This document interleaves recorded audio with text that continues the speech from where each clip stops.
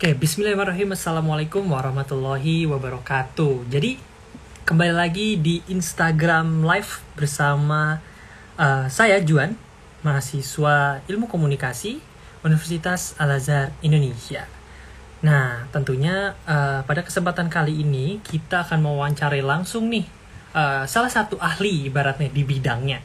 Dia itu sudah memiliki pengalaman yang extraordinary di bidang bahasa dan kebudayaan, especially di salah satu nation di dunia. Jadi beliau juga memiliki pengalaman panjang di dunia akademisi, menerbitkan beberapa tulisannya di publikasi ilmiah, dan beliau juga sering sekali membimbing mahasiswa-mahasiswanya untuk bisa terjun ke dunia akademisi. Jadi siapa sih kak orangnya gitu? Kita akan berdiskusi dengan siapa nih? Jadi pada kesempatan kali ini kita akan mewawancarai seseorang yang ekspertis di bidang bahasa dan kebudayaan Arab tentunya. Oke, mungkin untuk teman-teman yang baru bergabung silakan disimak, dan tentunya jika kalian memiliki pertanyaan-pertanyaan bisa langsung ditanyakan di kolom chat, karena seperti yang sudah saya sampaikan akan ada hadiah e-money sebesar Rp50.000 bagi 3 penanya beruntung. So, buat apa lagi? Tunggu apa lagi? Kalau misalnya kalian butuh informasi-informasi tentang program studi, itu juga bisa memudahkan kalian nih kebayang ke depannya mau masuk ke program studi apa. Oke, udah rame banget di sini.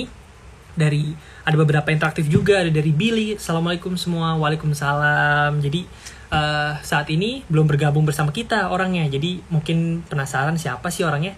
Kita tunggu bareng-bareng juga ya. Dan tentunya teman-teman, sekali lagi aku mau mengingatkan nih, jangan lupa untuk tetap senantiasa menerapkan protokol kesehatan dimanapun kalian berada, apalagi saat ini situasi pandemi COVID-19 masih berlanjut, bahkan di sejumlah daerah memasuki zona merah. Tentunya di sini kita harus bisa menahan diri kita untuk tidak keluar rumah terlebih dahulu. Jika memang ada kepentingan mendesak, jangan lupa untuk tetap konsisten menerapkan prokes 5M, yakni menggunakan masker, mencuci tangan, dan menjaga jarak, mengurangi mobilitas, serta menjauhi kerumunan. Itulah salah satu cara yang bisa kita lakukan untuk membantu pemerintah dan berbagai pihak untuk mendorong angka positivity rate menjadi lebih rendah. Nah, tampaknya masih belum bergabung bersama kita narasumber pada sore hari ini. Aku mau remind sekali lagi, teman-teman yang nanti mau bertanya tentang program studi bahasa dan kebudayaan Arab, nanti bisa langsung ditanyakan kepada our speakers gitu. Oke, ada yang bertanya nih ternyata. Assalamualaikum kak, mau maaf kalau nanya seputar maba tahun ini boleh? Sebenarnya boleh, tapi disarankan agak lebih spesifik ke program studi bahasa dan kebudayaan Arab. Mungkin sambil menunggu hadir pada hari ini narasumbernya, kita bisa berdiskusi mengenai informasi maba. Jadi saat ini teman-teman juga sudah dibuka untuk pendaftaran beasiswa korporat dan tahfiz Quran juga, ada beasiswa KIP. Di sini juga teman-teman ada pendaftaran gelombang 3 sudah dibuka untuk jalur reguler, rapot, dan nilai UTBK. Nampaknya sudah bergabung bersama kita teman-teman narasumber kita. Siapakah orangnya? Oke, jadi sudah bergabung bersama kita.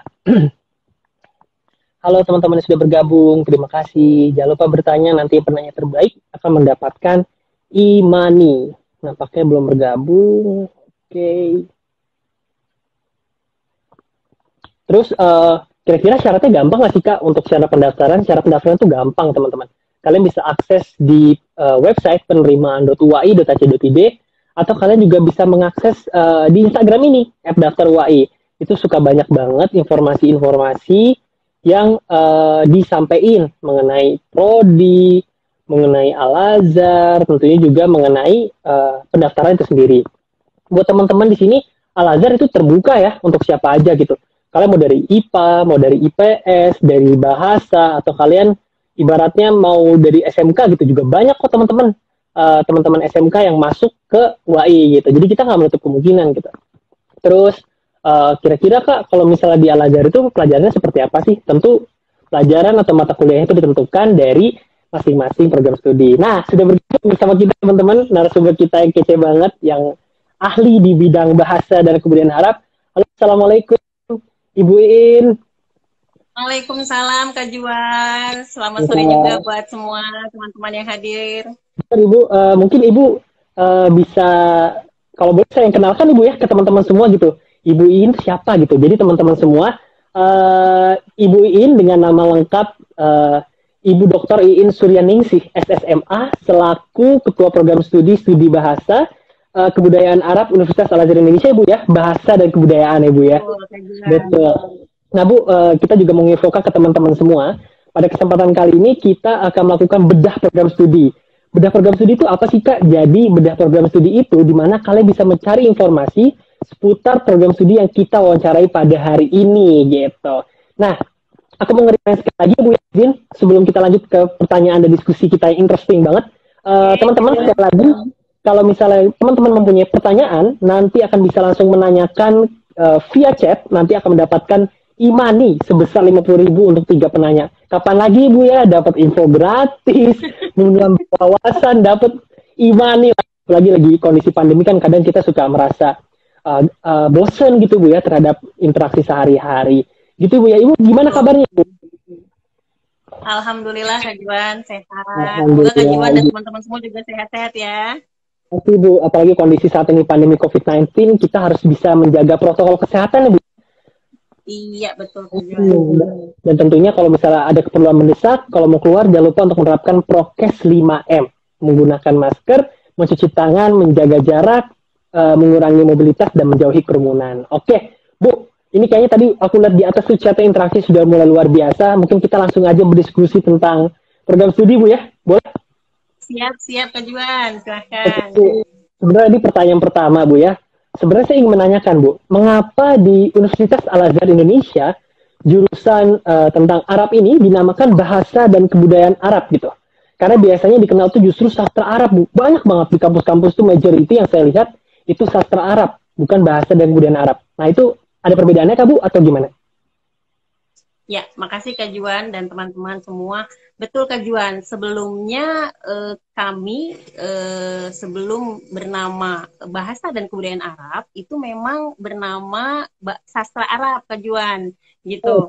Nah, 2 tahun yang lalu kurang lebih, karena memang arahan dari Kemendikbud saat itu, yang saat ini bernama Kemendikbudristek ya, memberikan arahan kepada program studi gitu ya seluas-luasnya untuk mungkin melakukan peninjauan ulang. Nah, peninjauan ulang terhadap kurikulum yang dalamnya sebaran mata kuliah yang ditawarkan gitu ya untuk kembali menentukan nama program studinya yang lebih ideal dengan sebaran mata kuliah. Jadi intinya sih nama-nama mata kuliah kita itu kan sangat berarti ya. Nah, itu menentukan nama program studi yang akan kita pilih. Nah, kemudian kami rapat internal, kemudian juga ada peninjauan dari eksternal begitu ya. Untuk kurikulum di Prodi Bahasa dan Kebudayaan Arab UAI sendiri itu nyaris 60-70% itu adalah skill atau kemahiran berbahasa dan skill ilmu bahasa seperti linguistik dan penerjemahan. Sehingga kata sastra itu sangat sedikit dan sangat kecil gitu ya kalau kita tetap menggunakan kata sastra dalam prodi kita gitu ya. Karena kita dominan justru mata kuliah kita di bidang bahasa ya, baik itu ilmu bahasanya, penerjemahan gitu ya, kemudian skill kemahiran seperti membaca, mendengar, menulis dan bicara. Nah, kemudian sisa dari 40-30%-nya itu baru komponen dari mata kuliah bidang susastra dan budaya, begitu. Sehingga ketika kami di internal akan mengadakan workshop untuk meninjau kembali kurikulum dan nama program studi, kami sepakat bahwasanya dari nomenklatur nama-nama program studi yang ditawarkan SK Kemendikbud saat itu, kita lebih cocok memilih bahasa dan kebudayaan Arab supaya mahasiswa kami juga percaya diri dengan kesesuaian sebaran mata kuliah yang ada dan nama program studi itu sendiri gitu. Kan kalau kesannya sastra Arab itu orang melihatnya oh belajar sastra ya gitu ya. Jangan-jangan di dalamnya nggak belajar budaya atau nggak belajar bahasa atau skill gitu ya. Padahal kita memang dominannya di sebaran mata kuliah itu. Gitu ceritanya Kak Juan. Nah Bu, berarti ibaratnya setelah melakukan peninjauan, terus dapat masukan dari Kemendikbudristek, ya, jadi dari situ membuka wawasan juga Bu ya untuk para mahasiswa baru atau mungkin calon mahasiswa yang mau bergabung ke Universitas Al-Azhar Indonesia Bu ya. Jadi Ternyata tidak ada satu konsentrasi, tapi kita belajar konsentrasi lain seperti bahasa, linguistik. Tentu juga banyak saya melihat sekarang sudah mulai bergeser Bu, banyak-banyak pembahasan mengenai lebih ke arah praktis Bu. Jadi tidak berfokus pada budayanya aja, tidak berfokus pada bahasanya aja, tapi luas. Seperti itu Bu ya. Betul. Okay. Nah, seperti itu teman-teman, perbedaannya cukup signifikan. Jadi kalau misalnya sastra hanya berfokus pada hal tadi, kalau misalnya bahasa dan kebudayaan itu dia berfokus kepada berbagai cabang-cabang dan fokus konsentrasi untuk persiapan di dunia kerja nantinya. Seperti itu ya Bu. Nah Bu, ini sering saya dapatkan pertanyaan nih Bu, kalau saya suka ke sekolah-sekolah. Kak, mau tanya, sebenarnya kalau bahasa Arab itu merupakan bahasa yang sulit gak sih Bu? Nah itu, aku dulu sering tanya itu Bu. Kalau menurut Ibu seperti apa Bu? Iya, pertanyaannya cukup menggelitik ya. Kayaknya memang itu populer sekali tuh Kak Juan ditanyakan ke kami ya biasanya pembelajar-pembelajar bahasa Arab. Kalau kita, mungkin saya tidak menjawab sulit atau tidak ya, tapi setiap bahasa kita sadari punya kesulitan dan karakteristik sendiri-sendiri. Okay. Nah, untuk dibilang sulit, bisa jujur begini. Dalam belajar bahasa Arab itu menggunakan perangkat ilmu yang cukup banyak gitu ya. Karena dalam bahasa Arab itu memang ada perubahan harokat atau bunyi begitu ya, dan perubahan bunyi itu merubah juga makna begitu ya.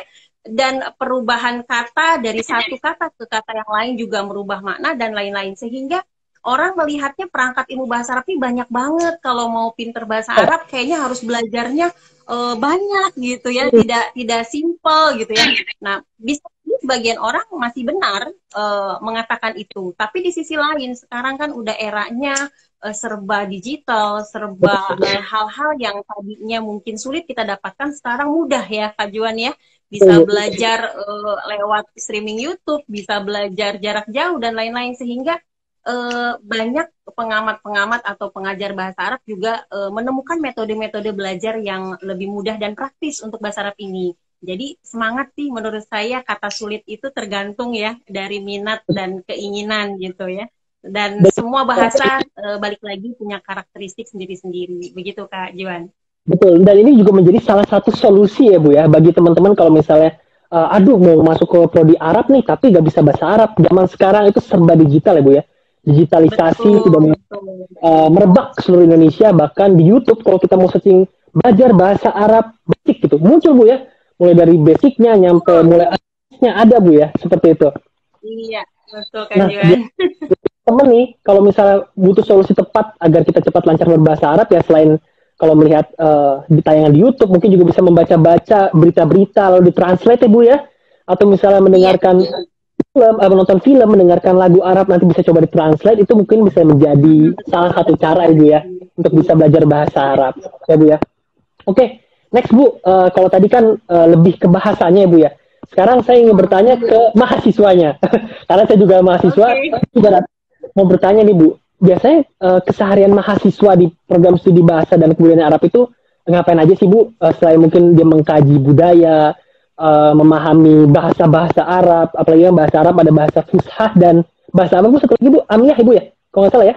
Amiyah, bahasa hari-hari ya kalian. Bahasa hari-hari seperti itu. Dan mungkin sih Bu, selain yang dipelajari dalam keseharian mahasiswa itu, mungkin nggak mahasiswa untuk berbicara dengan native speaker-nya langsung? Seperti itu. Iya, kalau mungkin banget ya Kak Juan, karena kami di Prodi Arab UAI ini memiliki native speaker sebagai pengajar. Nah, native ini ada native Sudan, ya, ada native Mesir gitu. Dan kalau kuliah offline, bayangkan ya, kuliah offline kita akan ketemu beliau itu setiap hari. Nah, meskipun mata kuliah beliau mungkin seminggu 2 kali, tapi beliau sangat terbuka, sangat senang sekali berinteraksi dengan mahasiswa-mahasiswa kita gitu ya. Nah, jadi menurut saya sangat mungkin ya, karena memang kita sudah ada native speaker sebagai pengajar di Prodi Arab gitu Kak Juan. Jadi Bu, ibaratnya kalau misalnya saya mempunyai teman di beberapa daerah lain gitu Bu ya, mereka hanya mendapatkan Indonesian speaker-nya. Justru di Al-Azhar sendiri ini merupakan suatu keunggulan Ibu ya. Kita bisa langsung ngobrol sama native speaker, kita bisa bertanya mungkin ke Ustadz, seperti apa Ustadz perbedaan pembelajaran di sini dengan di luar negeri. Itu merupakan suatu positive vibes ya Bu ya, ibaratnya gitu. Kita bisa belajar banyak dan seperti itu Bu ya. Dan bahkan kesehariannya tadi seperti apa, Bu? Apakah mereka selain mengkaji, apa aktif ikut lomba kah? Atau ada pelatihan gitu, Bu? Iya, mahasiswa kayaknya memang keunggulannya adalah harus juga aktif di organisasi, mungkin intra atau interkampus begitu ya, Kak Juan. Di Prodi Arab sendiri kita memiliki wadah untuk membuat aktivitas mahasiswa terorganisir dengan baik. Kita punya himpunan mahasiswa Arab UAI. Di dalamnya itu kita punya beberapa kegiatan aktif, misalnya seperti kaligrafi, ada pelatihan debat, begitu ya.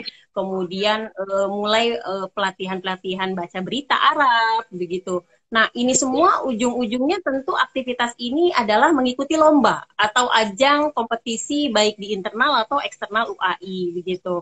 Sehingga teman-teman mahasiswa kita akan terhubung gitu ya dengan teman-teman mahasiswa Prodi Arab lain di wilayah DKI Jakarta terdekat atau Jabodetabek atau tingkat nasional, bahkan internasional, Kak, gitu ya. Mahasiswa kita tuh ada yang lomba debat diutus sampai ke Malaysia gitu, tingkat internasional, betul, gitu, tingkat Asia.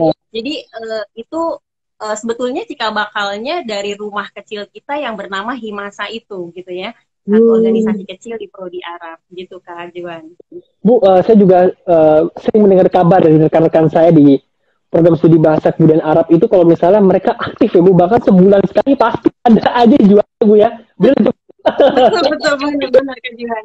Jadi itu merupakan bukti nyata ya, Bu ya, kalau misalnya interaksi mahasiswa dengan dosen itu merupakan kedekatan yang murni, di mana mereka bisa selain belajar, mereka bisa berprestasi di bidang akademik dan bahkan non akademik sampai ke Malaysia ya, Bu, bahkan luar biasa. Iya, betul. Nah, Bu, ini masih tentang berinteraksi dengan orang Arab asli nih, Bu.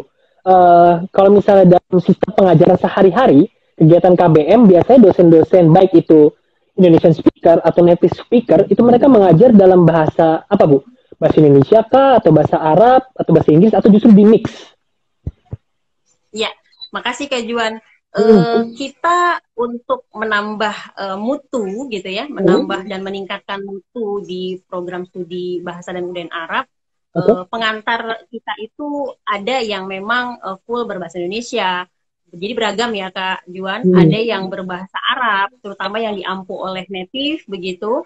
Bahkan ada yang sebetulnya Indonesian speaker, tapi memang karena mata kuliahnya khusus begitu ya, sehingga banyak menggunakan bahasa Arab begitu. Kemudian juga ada yang mix gitu ya, jadi ada yang menggunakan bahasa Indonesia dan Arab sekaligus. Apalagi nih Kak Juan, info buat teman-teman juga nih yang hadir di sore hari ini. Sejak 2019, Prodi Arab ini alhamdulillah kedatangan mahasiswa asing yang studi di prodi kita gitu ya. Jadi mereka ini asli dari Tiongkok, Muslim, kemudian berbahasa Arabnya sebelumnya sudah pengalaman di perguruan tinggi lain, sehingga melanjutkan di program studi kita untuk jenjang S1.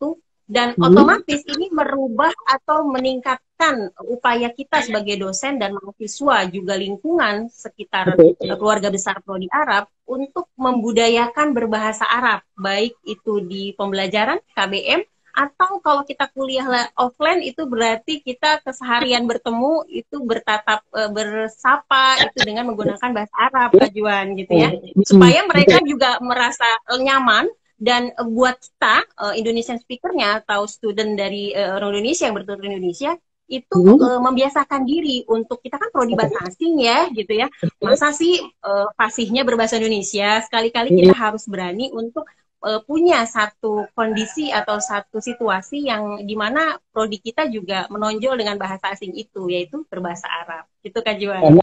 Ada peribahasa juga Bu ya, biasa bisa karena Bu, seperti itu. Karena biasa, iya betul.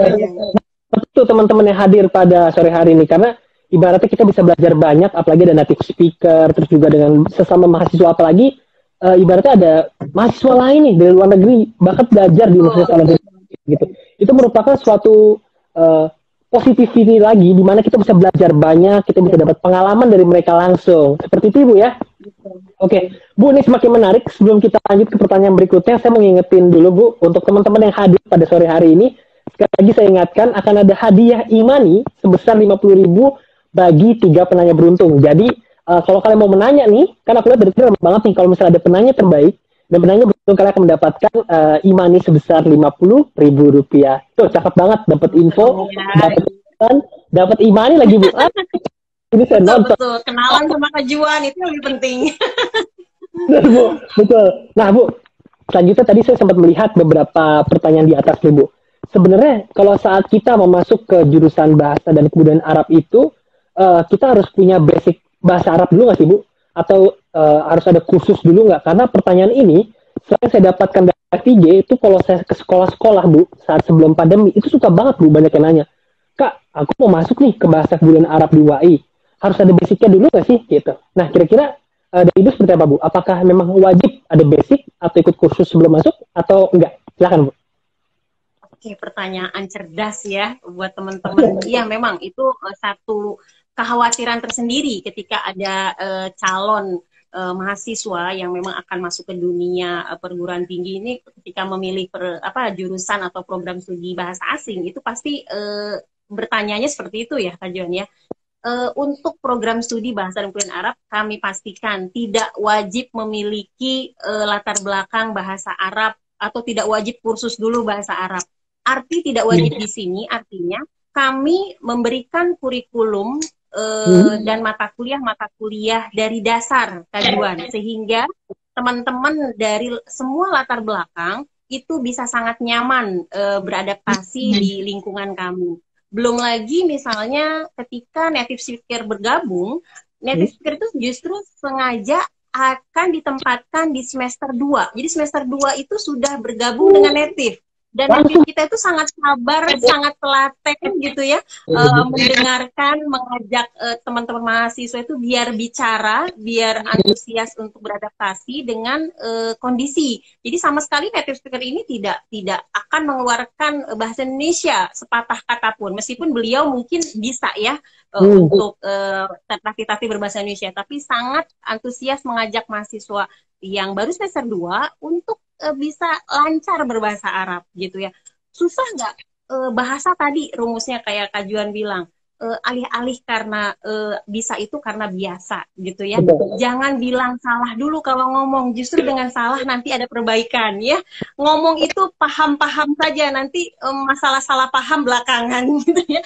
Ada ilmu-ilmu yang akan teman-teman pelajari sambil berjalannya waktu gitu ya. Jadi bahasa itu perlu keberanian untuk latihan gitu ya. Jangan tunggu pinter dulu baru masuk prodi Arab atau bahasa asing lain. Saya pikir justru gitu ya, ketika ingin tahu sesuatu bergabunglah gitu ya. Anda akan nyaman karena kita akan menyesuaikan dengan kemampuan teman-teman mahasiswa baru. Gitu Kak Juan.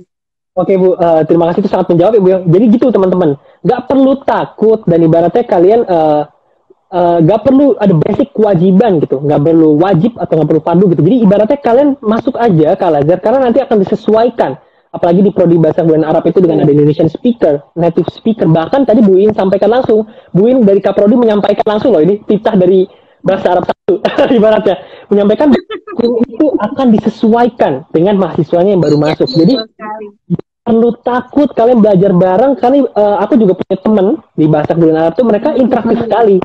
Bahkan Ibu ya, ini sedikit saya bocorin Bu ya, beberapa teman-teman saya di bahasa kebudayaan Arab itu, apalagi di saat pandemi COVID-19 seperti ini, setelah mereka kelas, mereka punya grup, mereka ngobrol setelah kuliah gitu.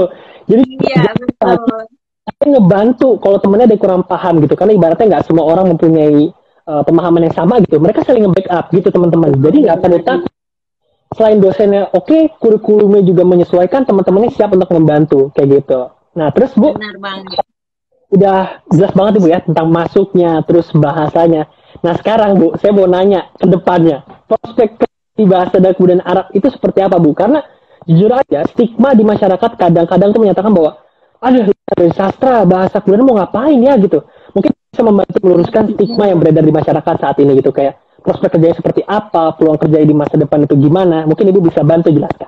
Gimana Bu? Oke, ya makasih Kak Juan. Khusus untuk profil di Prodi Arab UAI kita itu kami memiliki 4 profil unggulan, Kak Juan, ya.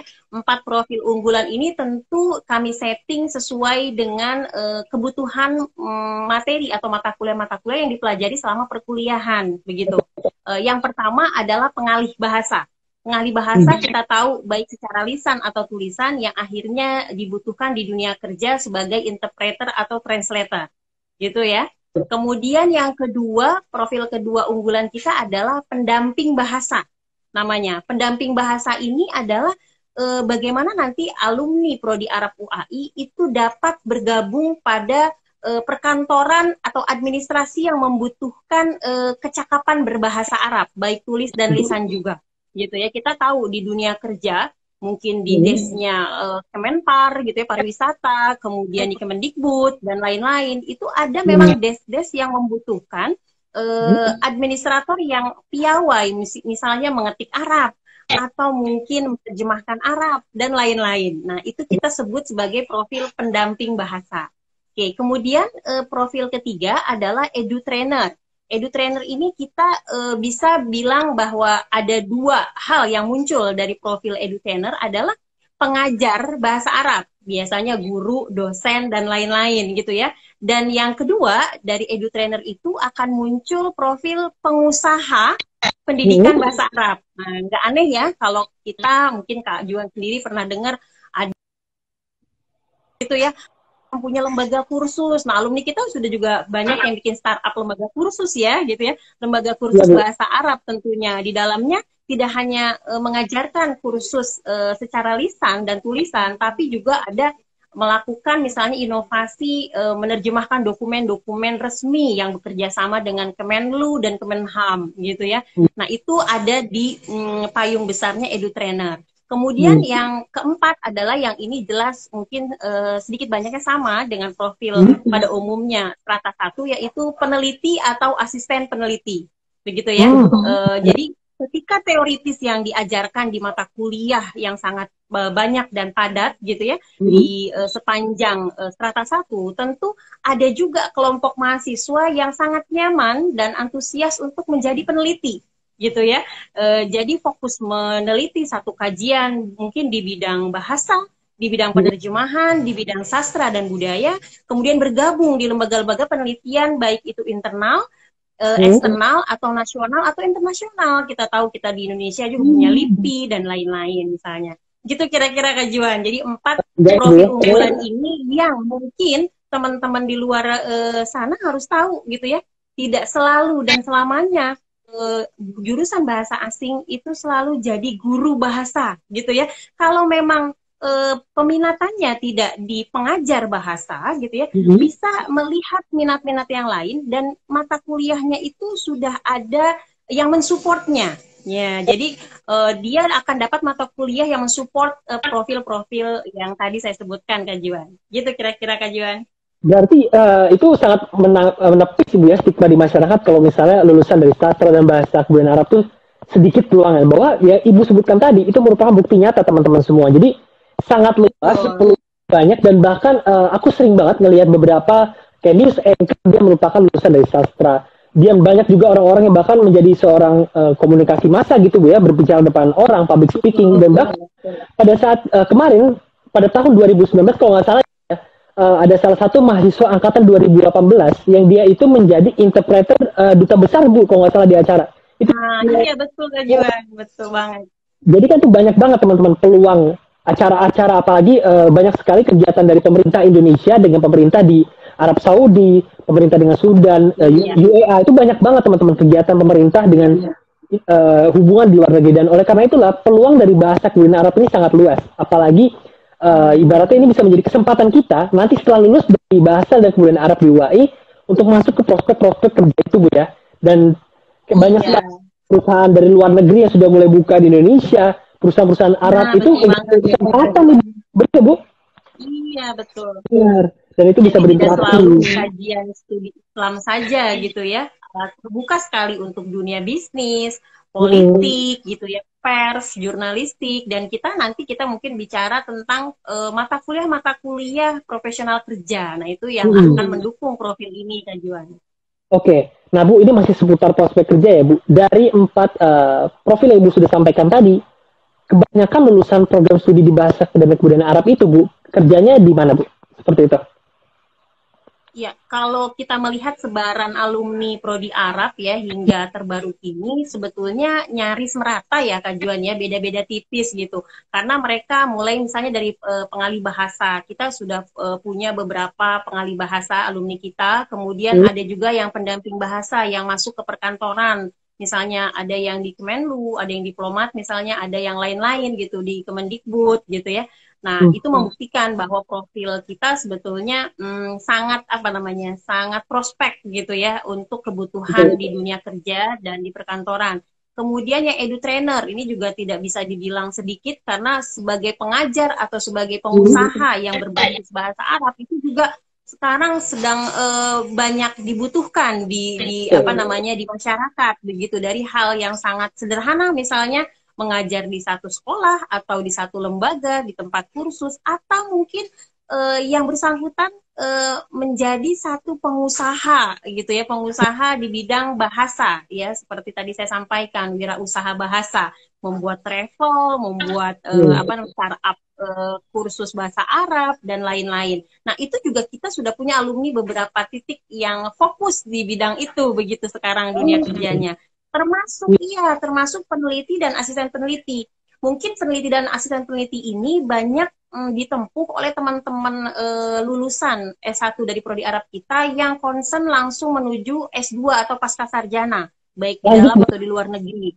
Oke. Iya, betul. Sehingga mereka mungkin secara teoritis sangat nyaman untuk apa Hmm. namanya berada di lingkungan akademis. Nah, otomatis kita tahu ya di strata satu saja kita tuntutannya sudah harus menulis, harus Pasti. publikasi dan lain-lain ya, gitu Kak Juan. Hmm. Apalagi di strata 2 gitu tuntutan publikasi dan penelitian sangat gencar. Nah, biasanya Hmm. nih tipikal atau komunitas alumni yang seperti ini gitu ya, yang studi lanjut S2 dan akhirnya nyaman sebagai peneliti atau asisten peneliti dari dosen dan promotornya. Gitu Kak Oke. Juan kira-kira. Saya juga ini mengutip sedikit dari pernyataan Ibu, itu benar banget Bu. Apalagi kan saat ini masih pandemi COVID-19 ya Bu ya. Dan banyak Betul. acara webinar internasional, webinar nasional, dan saya sering Iya, sekali betul Kak Juan. itu kita mendatangkan narasumber dari gitu ya, Uni Emirat Arab. Dan Hmm. pas itu moderatornya, MC-nya, pasti mereka merupakan eh, mereka expert di bidang bahasa dan budaya Arab ya Bu ya, seperti itu. Nah, iya betul Kak Juan. Jadi gitu ya teman-teman. Jadi nggak perlu takut dengan stigma di masyarakat kalau misalnya lulusan dari sastra dan bahasa kebudayaan itu susah kerjanya, enggak. Itu sangat menempis ya, bahwasanya banyak banget setiap sektor nih. Aku bisa ngeliat banget banyak pemberitaan-pemberitaan juga menyampaikan sektor-sektor tuh pasti ada aja mereka tenaga atau bahkan pemimpin atau perusahaan dari negara luar, terutama negara-negara Arab yang investasi di Indonesia. Dan itu merupakan peluang nyata, konsistensi dari banyak banget SDM lulusan dari bahasa dan kebudayaan Arab yang bisa masuk ke sana. Gitu Bu ya? Oke. Iya betul Kak Juan. Nah Bu, ini salah satu pertanyaan yang sering ditanya ke saya. Eh, kan ada di Al Azhar Kairo Bu ya, di Mesir tuh. Kan ada Iya. kampus di luar negeri juga Arab, kayak di Yaman, mungkin di Sudan atau di Arab Saudi. Sebenarnya ada nggak sih Bu kesempatan dari mahasiswa atau mahasiswi bahasa kebudayaan Arab untuk kuliah atau melanjutkan pasca sarjana di Timur Tengah Bu? Gitu. Iya. Terima kasih Kak Juan. Ini pertanyaan favorit memang ya untuk jurusan bahasa asing biasanya. Enak banget Bu. Nah, untuk di Prodi Arab, ya Prodi Arab UI kita sangat-sangat mungkin dan terbuka sekali kesempatan itu. Pertama untuk apa namanya satu program unggulan kita Kak Juan itu adalah mobility student ya. Pak Rektor itu menamakan CAA gitu ya, Credit Earning Activity gitu ya. Nah, bagaimana mahasiswa-mahasiswa kita ini bergabung dengan mahasiswa dari perguruan tinggi lain Indonesia ke belajar satu semester di universitas luar negeri. Dalam hal ini kita punya kerjasama dengan Ainu Sams University, Kanal Suez University di Kairo gitu. Dan ini top 3-nya di Kairo ya, selain Al Azhar Kairo itu sendiri gitu. Jadi teman-teman mahasiswa yang ikut program ini tentu sekalipun sebagai peserta atau yang belum berkesempatan ke sana itu punya motivasi dan kepercayaan diri untuk bisa akhirnya mengikuti program ini Kak Juan. Nah, itu untuk mahasiswa aktifnya ya, Kak Juan. Jadi sangat bisa ikut program Mobility Student ini. Kedua, untuk alumninya. Nah, untuk alumni ini luar biasa. Alhamdulillah dosen-dosen di Prodi Arab ini kan alumni dari kampus-kampus luar negeri, begitu ya. Sehingga hubungan kami secara personal baik di kampus asal dan juga kami berada di asosiasi program studi yang di dalamnya tentu bergabung bersama kami dosen-dosen dari dalam dan luar negeri. Nah, ini menjadi hubungan yang sangat baik ketika kami berinteraksi dan akhirnya mengirimkan mahasiswa alumni kita gitu ya, atau alumni lulusan prodi kita untuk studi lanjut di S2 di satu negara tertentu. Nah, khusus untuk alumni kita sudah ada mungkin lebih dari 15 orang ya yang studi lanjut di S2 tersebar di beberapa negara Timur Tengah misalnya begitu. Nah, itu tentu hasil komunikasi baik secara internal antara dosen sama mahasiswanya, atau hubungan baik dari program studi dan mahasiswa itu sendiri dapat informasinya dan lain-lain. Jadi sangat kesempatan itu terbuka, Kak Juan, insya Allah. Ya, jadi ibaratnya teman-teman itu merupakan peluang yang sangat nyata. Itu ibaratnya kalau di rumah kita ada pintu, kita tinggal buka itu pintu, tinggal keluar. Nah, betul, Kak Juan. Yang penting fighting gitu ya. Jadi kita memang tipe yang ingin banyak tahu, banyak update berita begitu ya, dan informasi, dan punya kapasitas juga kompetensi. Siapapun terbuka peluangnya begitu. Betul. Nah, Bu, ini masih jadi ibaratnya mereka bisa student exchange ke sana, Bu ya. Mereka bisa belajar gitu. Budaya seperti apa sih kalau di luar sana dengan Indonesia itu bisa menjadi suatu wawasan juga teman-teman yang hadir di sini ya. Tentunya untuk kalau mahasiswa dan mahasiswa baru ini menjadi wawasan terbaru di mana kalian bisa belajar langsung di sana. Kalau misalnya di tengah pandemi ada, Bu, apakah dilaksanakan secara virtual atau bagaimana? Ya, untuk kerjasama tadi CE program atau student mobility itu memang kami melakukannya secara luring atau offline, Kak Juan. Nah, dengan pandemi yang 2 tahun kurang lebih terjadi gitu ya, untuk semua, tidak hanya di Indonesia ya, termasuk juga negara-negara lain yang terdampak juga begitu. Akhirnya program ini tidak dapat kami jalankan dulu begitu ya. Jadi kita kita tahan dulu, kita hold dulu. Kenapa begitu? Kok nggak dilaksanakan secara daring gitu kan ya, Kak Juan ya, mungkin pertanyaannya.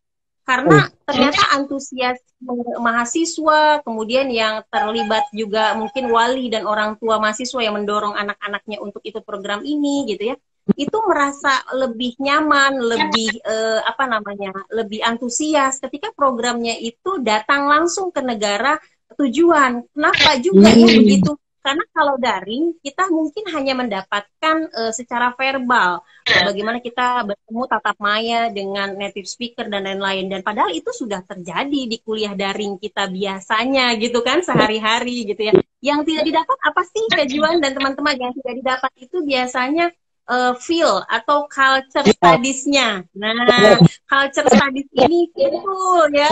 Meskipun di Timur Tengah kita akan merasakan, oh sangat panasnya Timur Tengah tuh begini misalnya. Dan orang-orang atau karakter, letak geografis dan lain-lain yang kita baca di buku-buku teori itu ternyata aslinya begini ya.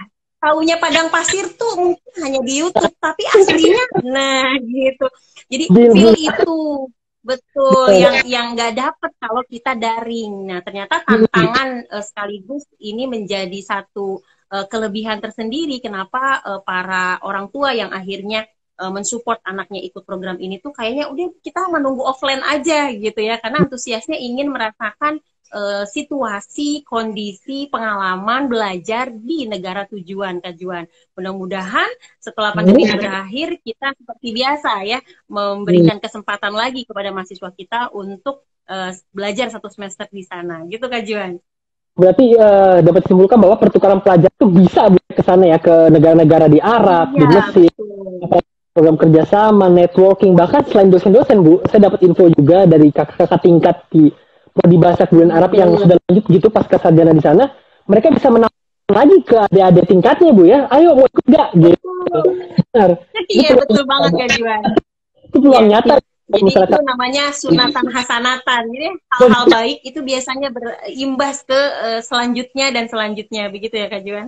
Betul Ibu, saya sepakat. Dan teman-teman semua ini saya mau infokan lagi sekali lagi bahwasanya Prodi Bahasa dan Kebudayaan Arab itu punya networking sangat luas, program kerjasamanya apalagi, prospek kerjanya juga sangat luas, dan buat teman-teman juga harus di sini digarisbawahi ya, walaupun saat ini kondisi pandemi COVID-19, nggak ada pertukaran pelajar, tapi ada native speaker dari Arab langsung, jadi tenaga pengajaran ini bahasa Arab, kalian bisa merasakan seperti apa kalau kalian berinteraksi dengan individu tenaga pendidik dari negara Jazirah Arab, seperti itu ya.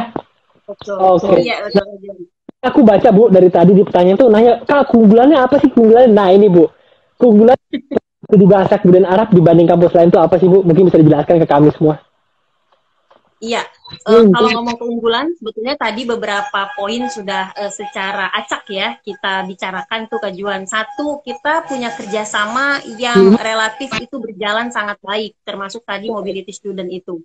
Kemudian native speaker yang ada di setiap semester bergabung bersama kita menjadi tenaga pendidik dan pengajar teman-teman mahasiswa itu pun bisa teman-teman atau Kak Juan cek ya, tidak semua prodi bahasa Arab saja di DKI Jakarta atau di wilayah-wilayah terdekat kita itu yang memiliki native sebagai pengajar aktif di prodi itu gitu.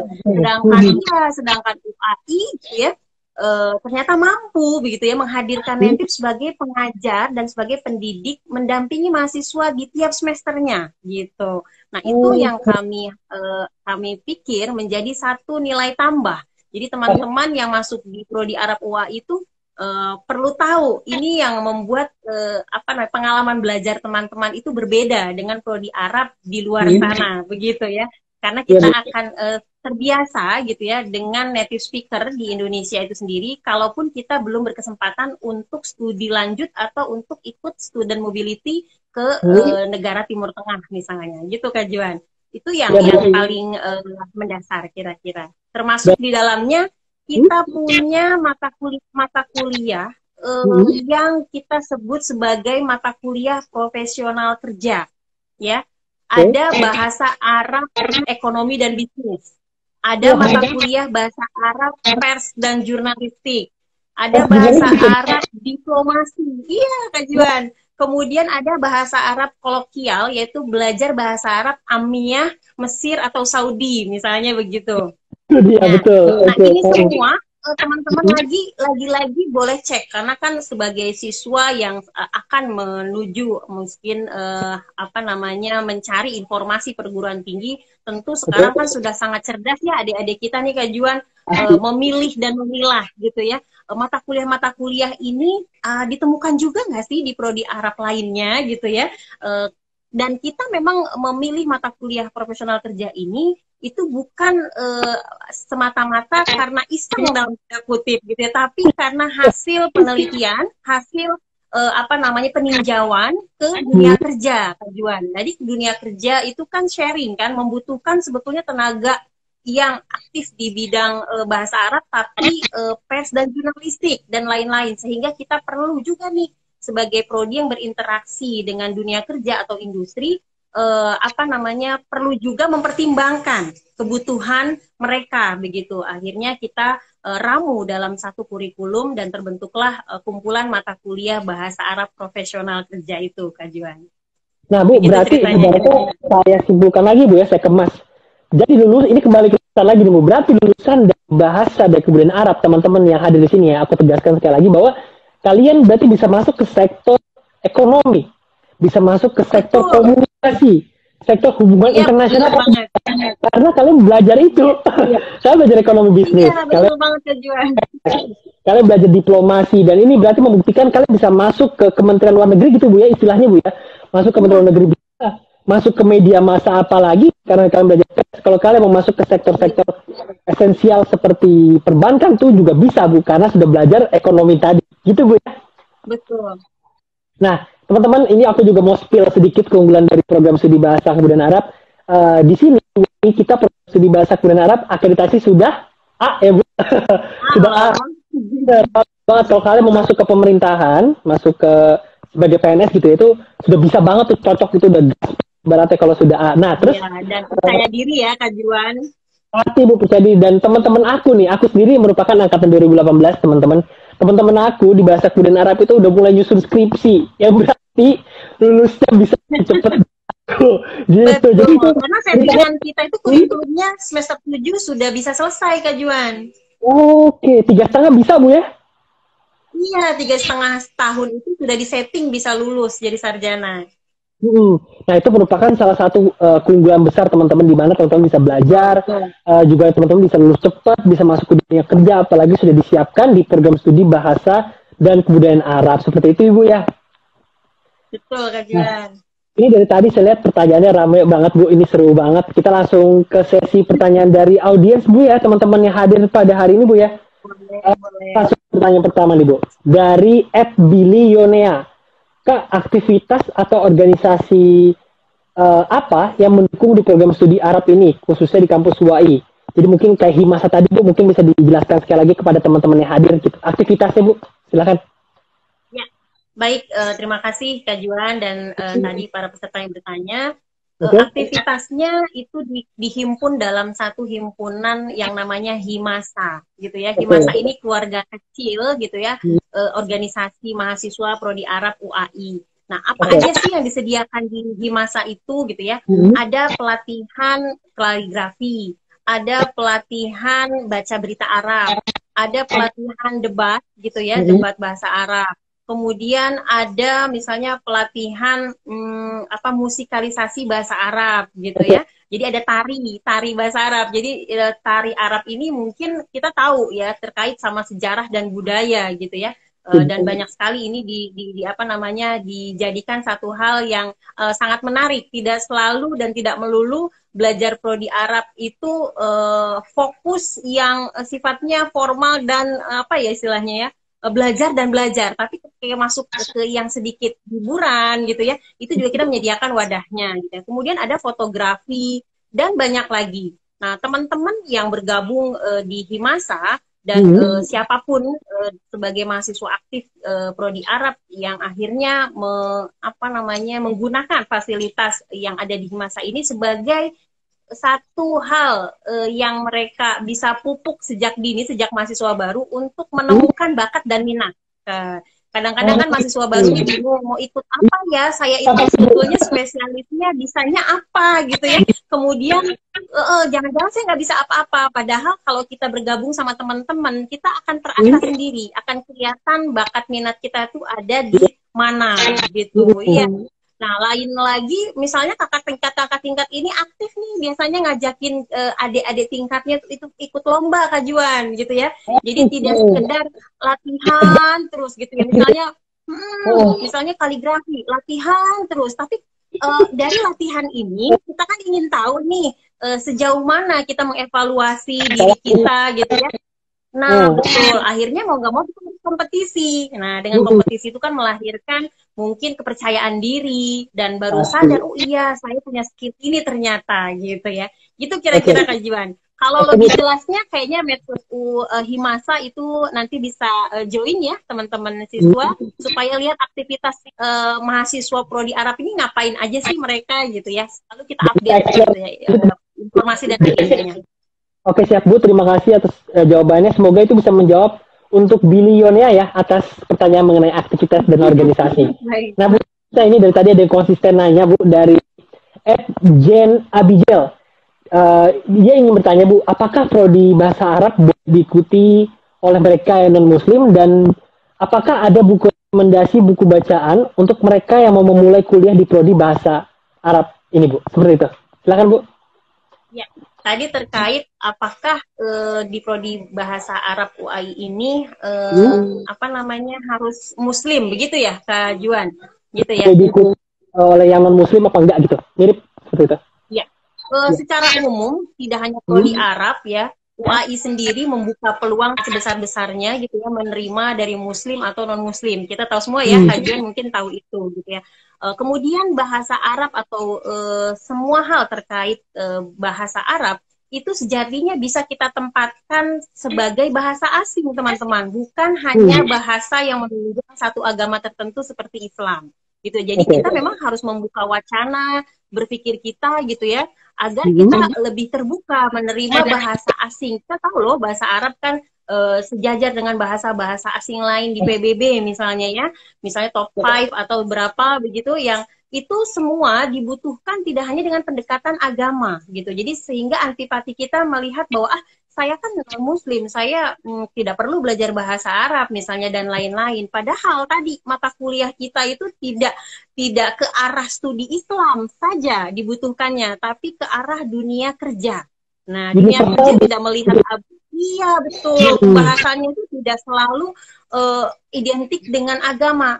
Kita bisa bilang betul bahwa bahasa Arab itu dekat sekali dengan agama Islam misalnya, karena memang di Quran atau agama Islam membutuhkan kemahiran berbahasa Arab misalnya, karena sumber-sumbernya berbahasa Arab. Tapi di luar itu tadi balik lagi bahwa kebutuhan kita di masyarakat sebagai personal juga yang bergabung di dunia kerja, melihat bahasa Arab itu sejatinya tidak perlu sangat sensitif, tidak perlu sangat baper gitu ya, sehingga harus menjadikan satu perbedaan agama atau kepentingan untuk memilih belajar bahasa Arab.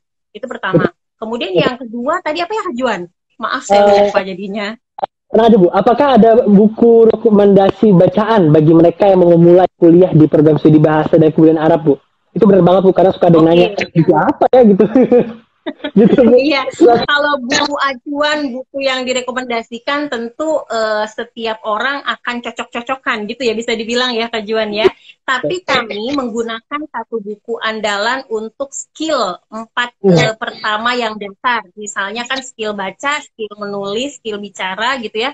Dan skill satu lagi mendengar gitu ya. Nah itu kita menggunakan ada namanya buku misalnya Al-Arabiyah Baina Yadaik gitu ya, ada. Nah buku itu teman-teman bisa dapatkan secara gratis, ada e-booknya terbuka, diakses gitu ya. Kalaupun mau beli juga tuh ada VCD-nya, betul Kak Juan. Jadi ada VCD-nya untuk melatih kita mendengar begitu ya. Nah, itu kita gunakan di kurang lebih 3-4 semester pertama saat teman-teman masuk ke program studi bahasa dan kebudayaan Arab. Kenapa menggunakan buku itu? Sekalipun balik lagi bahwa yang namanya buku referensi, buku acuan itu sangat banyak variasinya, juga sesuai dengan masing-masing orang berbeda. Namun standar yang kami temukan di buku ini tentu kami melihat ini mudah dipahami oleh kita penutur non-Arab, begitu kira-kira. Jadi buku ini memang disediakan untuk belajar bahasa Arab bagi penutur non-Arab, begitu, sehingga akan mudah diikuti. Kira-kira gitu Kak Juan, mudah-mudahan bermanfaat. Iya Bu ya, terima kasih atas jawabannya. Berarti menjawab pertanyaan-pertanyaan teman-teman, sekali lagi saya sampaikan ya, berarti itu bisa dimulai dari nol Bu ya. Ya. Sama, iya, betul, kalian bisa belajar dari basic, paling basic, karena dengan ada buku-buku acuan yang sudah direferensikan oleh Bu Iin tadi, terus ada Indonesian speaker, native speaker, apalagi sekarang di YouTube banyak referensi-referensi untuk kalian bisa belajar, itu bisa memudahkan kalian tuh belajar dari nol gitu, dari basic ya Bu ya. Dan dari Ibu sampaikan sebelumnya juga, berarti ini juga menjawab pertanyaan teman-teman di mana teori disampaikan oleh Ibu tadi, berarti juga belajar prakteknya seperti apa ya Bu ya, kayak praktek ekonominya, pers, diplomasi, itu kan berarti praktek juga Bu ya, kayak gitu. Iya betul. Ibu, nah ini pertanyaan berikutnya Bu, saya sering dapatkan pada saat pandemi, sebenarnya di sendiri khususnya di program studi bahasa kebudayaan Arab gitu Bu ya, apakah ada kerjasama dengan perusahaan untuk menyediakan tempat magang atau bekerja ketika mahasiswa sudah lulus Bu? Ini pertanyaannya juga dari Rido Ramasah gitu. Silakan Bu. Ya, makasih Kak Juan, pertanyaannya luar biasa. Ya nih era sekarang nih teman-teman tuh cerdas-cerdas gitu ya, sudah dulu saya kalau ingat zaman saya mahasiswa atau sekolah menengah atas itu kayaknya belum nemu pertanyaan seperti itu ya. Mungkin saya coba jawab. Kalau kerjasama dengan dunia kerja atau industri, betul Kak Juan, itu satu hal mutlak yang harus dimiliki semua program studi saya rasa. Khusus program studi bahasa Arab, kita juga kan ada mata kuliah PKL atau praktik kerja gitu ya. Nah, kalau kita punya mata kuliah itu, tentu sebetulnya kita sudah mengantisipasi ada beberapa perusahaan atau industri yang harus kita jalin kerjasama supaya dalam perjalanan perkuliahannya mahasiswa kita pertama diberikan kesempatan magang. Nah, otomatis dari proses magang ini berjalan itu sangat banyak kesempatan mereka akhirnya peserta magang ini kedepannya mereka malah bergabung di industri atau di perusahaan itu. Contoh misalnya kita punya mahasiswa dulu yang magang di VOI ya, Voice of Indonesia, RRI misalnya Kak Juan gitu ya. Karena peminatan selain kemampuan bahasa Arabnya mapan, kemudian dia juga menguasai teknik jurnalistik gitu ya, teknik jurnalistik bagaimana kita mata kuliah itu kan sudah kita dapatkan di perkuliahan. Nah, tinggal sedikit dilatih dalam magang itu dan akhirnya ketika lulus, iya bahkan sebelum lulus, seingat saya, sebelum lulus itu dia sudah part time di sana gitu di VOI itu ya, sudah part time dan akhirnya ketika lulus itu memang satu yang diharapkan oleh VOI sendiri supaya bisa diangkat menjadi pegawai negeri atau pegawai tetap di sana gitu. Nah itu satu contoh bahwa kita punya kerjasama dengan beberapa industri atau instansi dari sejak mereka mahasiswa ini magang di mata kuliah PKL. Nah, selanjutnya itu akan dibutuhkan untuk interaksi ke depannya saat mereka ingin memiliki misalnya satu prospek kerja. Oh, dia akan ingat terterpa dengan misalnya magang di tempat tertentu. Misalnya magang di Kemenlu yang kedua. Magang di Kemenlu. Nah, Kemenlu ini setiap semester itu membuka magang ya. Tentu Kak Juan tahu dan mahasiswa-mahasiswa di prodi lain juga banyak yang desnya dibutuhkan. Termasuk mahasiswa dari prodi Arab gitu ya. Nah, prodi Arab pagi ini antusias juga nih mahasiswanya ikutan gitu ya seleksi magang di Kemenlu atau Kemendikbud dan lain-lain. Sehingga ketika mereka mendalami proses magangnya sampai mereka akhirnya lulus, banyak yang akhirnya direkrut bergabung juga menjadi staf di sana gitu Kak Juan. Itu keuntungannya mungkin ya dari kerjasama yang kita bangun antara program studi dengan industri atau instansi. Gitu Kak Juan. Sangat menjawab ya Bu ya, untuk teman-teman yang hadir juga nih ke depannya agar bisa semakin terbuka seperti apa jika kalian sudah masuk lalu lulus dari program studi bahasa dan kebudayaan Arab. Oke Bu, karena keterbatasan waktu juga nih Bu, karena antusias sangat luar biasa, kita langsung saja Bu ya. Dari masih Jen Abigail Bu, ini mungkin bisa sekalian closing statement dari Ibu ya disampaikan Bu ya. Menurut Ibu, bagaimana meyakinkan diri masing-masing individu mereka agar bisa sukses nantinya untuk jika masuk dan berkuliah di program studi bahasa dan kebudayaan Arab. Untuk menjawab ini mungkin Ibu bisa menyampaikan closing statement dari Ibu sekalian. Seperti itu Ibu, silakan. The floor is yours. Ya, baik Kak Juan. Yang pasti adalah komitmen. Saat kita punya komitmen, kita akan bersungguh-sungguh. Dan selanjutnya adalah sabar, gitu ya. Karena dalam perjalanannya, khususnya mencari ilmu atau menimba satu pengalaman, itu banyak tantangannya, Kak Juan, gitu ya. Dan tantangan ini tentu semata-mata datang untuk membuat kita teguh. Yang selanjutnya adalah ketika sudah sabar, kita aktif mencari informasi.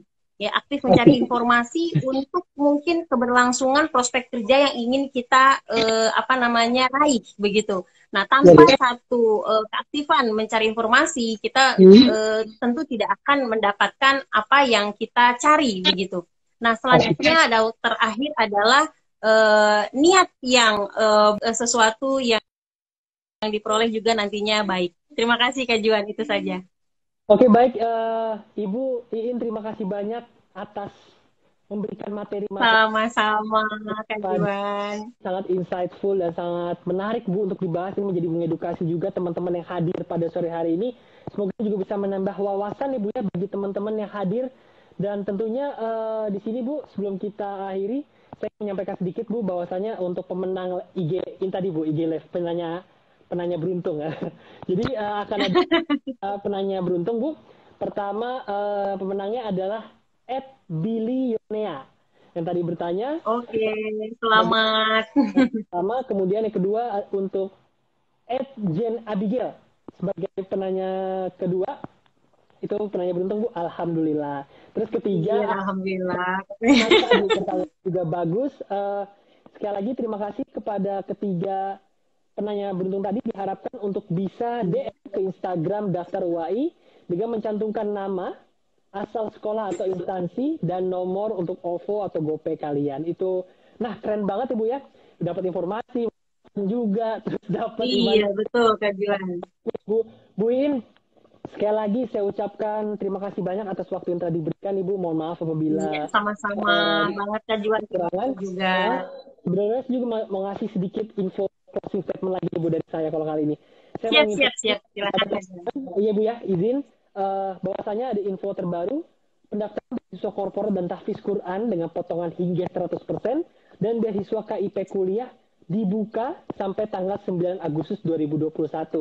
Nah, kalau teman-teman nanti ingin bertanya gitu untuk mencari informasi lebih lanjut bisa mengakses di website UAI di penerimaan.uai.ac.id dan juga bisa bertanya di Instagram @daftar UAI.